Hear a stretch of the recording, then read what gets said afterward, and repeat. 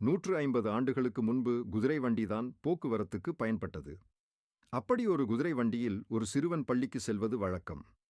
ஒரு முறை வகுப்பில் ஆசிரியர் மாணவர்களிடம், நீங்கள் பெரியவனானதும் என்னவாக ஆசைப்படுகிறீர்கள் என்று கேட்டார். அதற்கு ஒவ்வொரு மாணவர்களும் வக்கீல், ஆசிரியர், மருத்துவர் என சொல்லிக்கொண்டே வந்தனர். அப்போது ஒரு மாணவன் கூறினான், நான் குதிரை வண்டிக்காரனாவேன். சுற்றியிருந்த மாணவர்கள் எல்லாம் சிரித்தனர். ஆசிரியரும் அவனை கேலி செய்து உட்கார சொன்னார். அந்த சிறுவன் வீட்டிற்கு சோகமாக வந்ததை பார்த்து தாய் என்னவென்று கேட்க நடந்ததை கூறினான் அந்த சிறுவன். அதை கேட்ட அந்த தாய் மகன் மீது கோபம் கொள்ளவில்லை. அந்த தாய் கேட்டார், நீ ஏன் குதிரை வண்டிக்காரனாக ஆசைப்படுகிறாய்? அதற்கு என்ன காரணம்?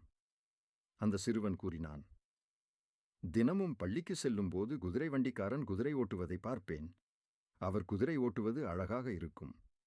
எனக்கும் அதுபோல் குதிரை வண்டி ஓட்ட வேண்டும் என்று ஆசை. அதனால்தான் அப்படி கூறினேன்.